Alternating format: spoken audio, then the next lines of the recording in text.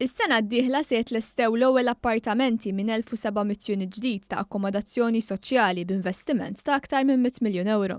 Ħabbar dan is-Segretarju Parlamentari għall-Akkomodazzjoni Soċjali Rodri Galdes meta indirizza konferenza tal-aħbarijiet dwar il-miżuri tal-baġit għas-sena 2020 fl-inħawi ta' Farsina f'Ħal-Qormi li huwa l-ikbar qasam ta' djar f'pajjiżna. Minkejja li jgħin lil min huwa verament fil-bżonn biex ikollu akkomodazzjoni xierqa, il-Gvern huwa impenjat li jgħin liż-żgħażagħ u l-familji ħalli jaslu biex jakkwistaw dar għall-familja tagħhom. Qegħdin inkomplu naħdmu fuq il-bini ta' housing soċjali ġdid bħalissa għaddejjin b'xogħlijiet Ħattart, Ħal-Kirkop, iż-Żurrieq, Birkirkara, Siġġiewi, ħanibdew ukoll issa Bormla. Allura qegħdin iwettqu l-wiegħda elettorali tagħna li nkomplu nibnu housing ġdid għal min ma jista' jaffordja jagħmel xejn.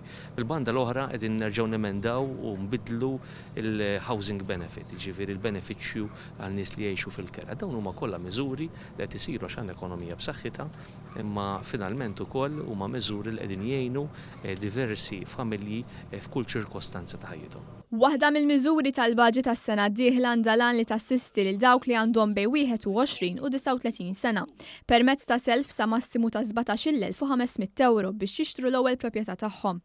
Bl-ammont imbagħad jitħallas fuq numru ta' snin mingħajr ebda maxxijiet. Fil-waqt li dawk li għandhom aktar minn 40 sena se jkomplu jibbenefikaw mill-iskema tal-equity sharing, skema li tgħin lil dawk eliġibbli biex jixtru nofs il-proprjetà fil-waqt li l-parti l-oħra tinxtara mill-awtorità tad-djar. Is-sem tal-awtorità jkun jista' jinfeda sa 20 sena wara bil-prezz oriġinali. Is-Segretarju Parlamentari Rodri Galdes qal li l-Gvern reġa' saħħaħ il-benefiċċju tal-kera. Persuni single li għandhom dħul annwali sa massimu ta' kważi 20,000 euro se jkunu eliġibbli fil-waqt li qabel kienet għal dawk li ilgħu sa 14,500 euro. Id-dħul annwali ta' koppji b'żewġ titfal biex ikunu eliġibbli għas-sussidju tal-kera ser jitlaq għal 32,000 euro minn 28,600 euro. Dan fil-waqt li se tkun estiża l-iskema tal-first time buyers. Kull min jixtri l-ewwel proprjetà se jeffranka sa 6,500 euro.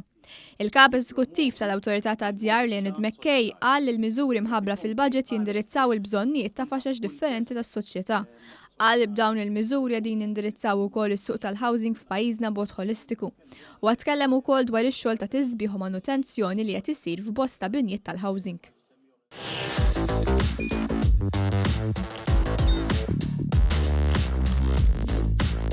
Idħol fuq one.com.mt u hemmhekk tista' tara l-programmi kollha li jxandru fuq One permezz ta' One Play.